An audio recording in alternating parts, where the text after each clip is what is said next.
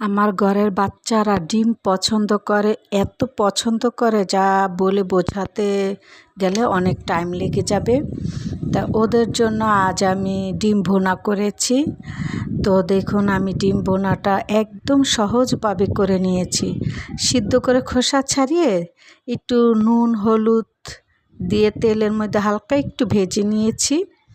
তো এই যে এক পাতিল ভাত পরিবারের সবার জন্য রান্না করেছি।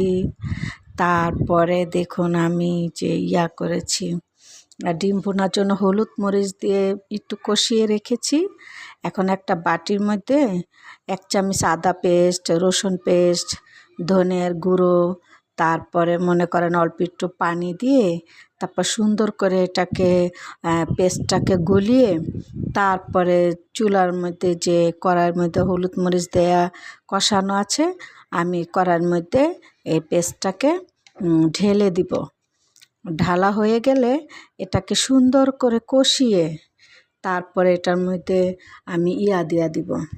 এই যে দেখুন ঢেলে নিচ্ছি।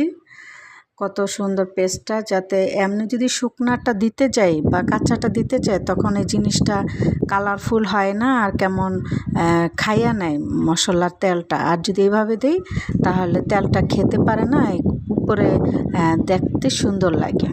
একটু টমেটো দিয়ে দিলাম, কাঁচামরিচ দিয়ে দিলাম, এই যে ডিমটা ভেজে রেখেছি সেটা দেখাচ্ছি। এখন একটু সিদ্ধ হবে, এই যে দেখুন পুরো মশলাটা বা ভাজা ভাজা হবে। এখন আমি ডিমটাকে এটার মধ্যে দিয়ে দেব, তারপরে ধনেপাতা কুচি দিয়ে দেব। তারপরে এখানে আমি অন্য একটা সবজি রান্না করব, সেখানে একটু দিব, এর জন্য রেখে দিলাম। এখন সুন্দর করে লাড়াচাড়া জাস্ট 1 মিনিট। মশলাটা করা হয়েই গেছে, মশলার কষাইতে হবে না। এখন শুধু ডিমটা রান্না করা আছে, এটার মধ্যে শুধু মশলাটা লাগিয়ে নিলেই একটা লাড়া দিলেই হয়ে যাবে। এখন আমার রান্না করা শেষ, এখন খাওয়ার উপযুক্ত হয়ে গেছে। এখন এটার মধ্যে পানি দিয়ে আবার কষাইয়া রান্না করব না, কোনো দরকার নেই। ডিমও কষানো আছে, মশলাও কষানো আছে। এখন আমি শুধু ধনিয়া পাতাটা দিয়ে ডিমটা দিয়ে আপনাদেরকে দেখালাম। আমরা এত ঝোল ঝোল খাই না, একটু ভাজা ভাজা, একটু এরকম কষানোটাই পছন্দ করে সবাই। তো আমি এই জন্য আমার পরিবারের পছন্দটাকেই গুরুত্ব দেই বেশি। এখন আমি কড়াই থেকে বাটিতে ঢেলে পরিবেশন করব। দেখুন তো দেখতে কতটা কালারফুল হয়েছে আর দেখতে কতটা সুন্দর। কে বলবে যে এই ডিমটা খাওয়ার উপযুক্ত হয়নি বা খাওয়া যাবে না? দেখুন তো কত একটা সৌন্দর্য একটা রান্নার রেসিপি। তো যদি ভালো লাগে আপনারা আমার পাশে থাকবেন।